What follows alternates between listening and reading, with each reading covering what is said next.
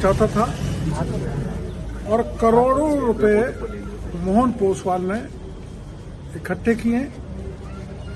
वो एक अलग बात है, पर दोषियों को छोड़ दिया, निर्दोषों को फंसा दिया। और एक आदमी ने मेरे को इसकी जानकारी दिया 64 लाख रुपए लेने की। मैंने पता किया है कि ये बयान मुझे पता लगा है कि मोहन पोसवाल ने एसओजी को, जो प्रेजेंट में जहाँ पूछताछ की, मोहन पोसवाल के बारे में भूपेंद्र साहब ने यही बयान दिए जो मेरे को लिख के भेजा। इसलिए मेरी मांग है कि एसओजी की सफाई हो। और मोहनलाल पोसवाल ने कई नेताओं के कहने से पिछली सरकार सत्ताधारी दल के नेताओं के कहने से कई को फंसाया, कई को छोड़ा है। इसलिए इसमें मोहन पोसवाल को बर्खास्त करके, निलंबित करके उससे जांच की जाए। मैं धन्यवाद देना चाहूंगा एडिशनल डीजी साहब को कि उन्होंने तुरंत सरकार को पत्र लिखा है इससे पूछताछ करने के लिए। एक तो ये है ना बड़ी बात, ये पत्र है पूरा, इसका आप व्हाट्सएप ले लेना। हर पन्ने पे भूपेंद्र सारण के दस्तखत है। भूपेंद्र सारण, हाँ ना, ग्रुप पे डाल दें। लो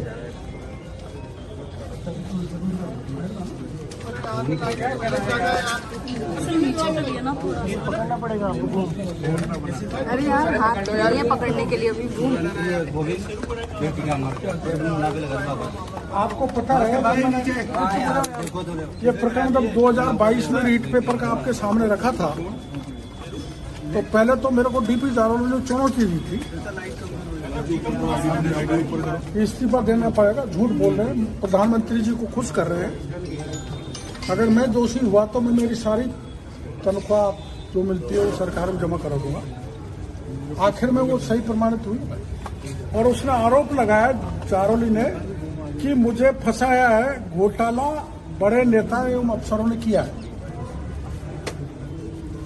ये प्रिंट में छपा था, आपने भी चलाया था। फिर ये दूसरे पेपर पत्रिका में भी आया कि राजनीतिक संरक्षण में पेपर लीक हुआ। तो कौन कौन राजनेता पूर्ववर्ती सरकार के इन्वॉल्व हैं, मैं प्रमाण दे के आया हूँ। ऐसे कौन कौन से नेता, उनका नाम बताना ठीक नहीं, क्योंकि कोई चलते सदन में से भाग जाएगा तो दिक्कत आएगी। डीपी जारोली को मैंने कहा है आप इंट्रोगेट करो, वो नाम बताएगा। वो नहीं बताएगा तो बड़े नेताओं के, मगरमच्छों के नाम मैं प्रमाण के मैं इनको दिया है।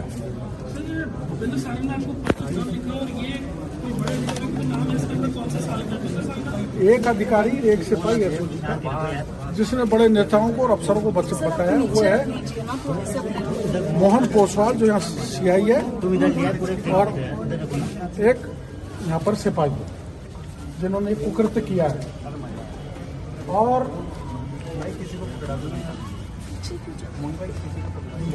अभी मोहन पोसवाल का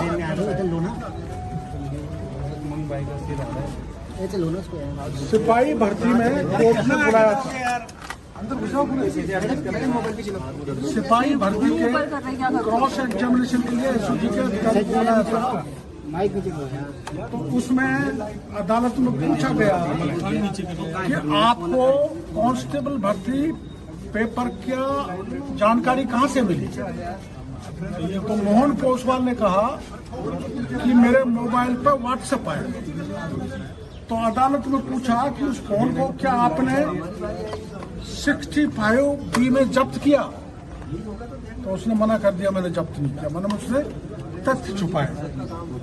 इसके बाद जब उससे पूछा गया, चलो कोई बात नहीं, आपने फोन जब्त नहीं किया तो आपको सूचना किसने दी। तो उन्होंने कहा मेरे को उदाराम ने दी। उदाराम बड़ा पेपर लीक माफिया, आप सबको पता है, सब जानते हो उदाराम। और उदाराम और सुरेश ढाका को मोहन पोसवाल ने फरार कर रखा है। मैं एडिशनल डीजी को कह के आया हूँ, उदाराम और सुरेश ढाका जिस दिन पकड़े जाएंगे, आधा दर्जन से ज्यादा बड़े नेता पहली सरकार के पकड़ में आएंगे जिन्होंने पेपर लीक करवाए। अब एक मामला पिछली बार मैं आपको बता गया था, उसका भी एक पत्र मेरे को मिला है, अभी मिला है 3/6/2024 को, जिसमें आरएस पेपर को किस किस ने कैसे कैसे लीक किया उसकी जानकारी इसमें। इसलिए मैंने कहा है additional DG VK Singh ji को कि ये सच्चा है, और जब एसओजी ही मिल गई, मतलब बाढ़ ही खेत को खाने लग गई, तो फिर कुछ नहीं बचने वाला।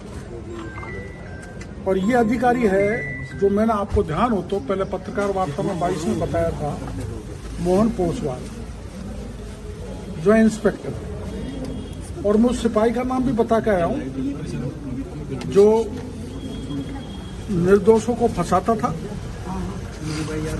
दोषियों को बचाता था, और करोड़ों रुपए मोहन पोसवाल ने इकट्ठे किए। वो एक अलग बात है, पर दोषियों को छोड़ दिया, निर्दोषों को फंसा दिया, और एक आदमी ने मेरे को इसकी जानकारी दिया 64 लाख रुपए लेने की। मैंने पता किया है कि ये बयान मुझे पता लगा है कि मोहन पोसवाल ने एसओजी को, जो प्रेजेंट में जहां पूछताछ की, मोहन पोसवाल के बारे में भूपेंद्र साहब ने यही बयान दिए जो मेरे को लिख के भेजा। इसलिए मेरी मांग है कि एसओजी की सफाई हो। और मोहनलाल पोसवाल ने कई नेताओं के कहने से पिछली सरकार सत्ताधारी दल के नेताओं के कहने से कई को फंसाया, कई को छोड़ा है। इसलिए इसमें मोहन पोसवाल को बर्खास्त करके, निलंबित करके उससे जांच की जाए। मैं धन्यवाद देना चाहूंगा एडिशनल डीजी साहब को कि उन्होंने तुरंत सरकार को पत्र लिखा है इससे पूछताछ करने के लिए। नहीं पकड़ एक तो ये लाइव कर है ना, बड़ी बात। ये पत्र है पूरा, इसका आप व्हाट्सएप ले लेना। हर पन्ने पे भूपेंद्र सारण के दस्तखत है। ये भूपेंद्र सारण, हाँ ना, ग्रुप पर डाल रहे हैं लोग।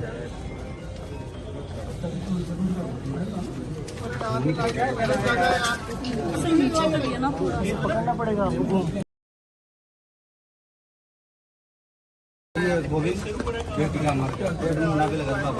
आपको पता है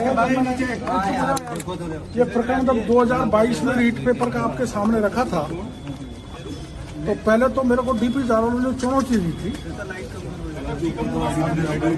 इस्तीफा देना पड़ेगा। झूठ बोल रहे हैं, प्रधानमंत्री जी को खुश कर रहे हैं। अगर मैं दोषी हुआ तो मैं मेरी सारी तनख्वाह जो मिलती है वो सरकार में जमा करा दूंगा। आखिर में वो सही प्रमाणित हुई, और उसने आरोप लगाया जारोली ने कि मुझे फंसाया है, घोटाला बड़े नेता एवं अफसरों ने किया है। ये प्रिंट में छपा था, आपने भी चलाया था। फिर ये दूसरे पेपर पत्रिका में भी आया कि राजनीतिक संरक्षण में पेपर लीक हुआ। तो कौन कौन राजनेता पूर्ववर्ती सरकार के इन्वॉल्व हैं, मैं प्रमाण दे के आया हूँ। ऐसे कौन कौन से नेता? उनका नाम बताना ठीक नहीं है, क्योंकि कोई चलते सदन में से भाग जाएगा तो दिक्कत आएगी। डीपी जारोली को मैंने कहा है आप इंट्रोगेट करो, वो नाम बताएगा। वो नहीं बताएगा तो बड़े नेताओं के, मगरमच्छों के नाम मैं प्रमाण के मैं इनको दिया है।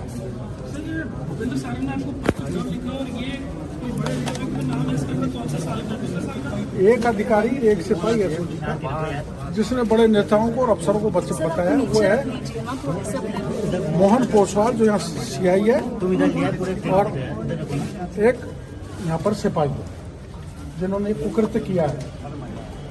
और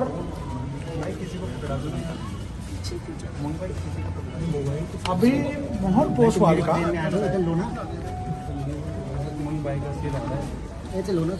सिपाही भर्ती में कोर्ट ने बुलाया था। सिपाही भर्ती के क्रॉस एग्जामिनेशन के लिए एसओजी के अधिकारी बनाया था।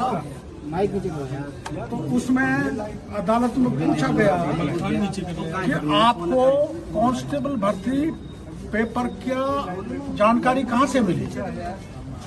तो मोहन पोसवाल ने कहा कि मेरे मोबाइल पर व्हाट्सएप आया। तो अदालत में पूछा कि उस फोन को क्या आपने 65B में जब्त किया। तो उसने मना कर दिया, मैंने जब्त नहीं किया, मतलब उसने तथ्य छुपाए। इसके बाद जब उससे पूछा गया चलो कोई बात नहीं, आपने फोन जब्त नहीं किया तो आपको सूचना किसने दी। तो उन्होंने कहा मेरे को उदाराम ने दी। उदाराम बड़ा पेपर लीक माफिया, आप सबको पता है, सब जानते हो उदाराम। और उदाराम और सुरेश ढाका को मोहन पोसवाल ने फरार कर रखा है। मैं एडिशनल डीजी को कह के आया हूँ, उदाराम और सुरेश ढाका जिस दिन पकड़े जाएंगे, आधा दर्जन से ज्यादा बड़े नेता पहली सरकार के पकड़ में आएंगे जिन्होंने पेपर लीक करवाए। अब एक मामला पिछली बार मैं आपको बता गया था, उसका भी एक पत्र मेरे को मिला है, अभी मिला है 3/6/2024 को, जिसमें आरएस पेपर को किस किस ने कैसे कैसे लीक किया उसकी जानकारी इसमें विस्तृत है। एक उदाहरण जो मैंने आपको पहले भी दिया कि एक कॉपी ऐसी है जिसमें एग्जामिनर ने जब कॉपी चेक की तो उस पर नॉट अटेम्प्ट लिख दिया। नॉट अटेम्प्ट मतलब परीक्षार्थी ने पेपर अटेम्प्ट ही नहीं किया और बाद में ये कॉपी उसको दे दी गई और अटेम्प्ट करवा के करीबन 30 अंक के वो क्वेश्चन है नॉट अटेम्प्ट वाले, जो पहले जिसने परीक्षा की ये कॉपी चेक की थी वो दोबारा उसको कॉपी देके इसको पास करा दिया, आरएस बना दिया। ऐसे दर्जनों लोग आरएस बनाए। वो बनाए शिव सिंह राठौर ने, जो चेयरमैन आरपीएससी का रहा है। इसकी जानकारी भी मैं अपने एडिशनल डीजी को देके आया हूँ। और जो प्रेजेंट में आरपीएससी के चेयरमैन ने श्रोत्रिय साहब, उन्होंने भी कबाड़े किए हैं, उनके कबाड़े भी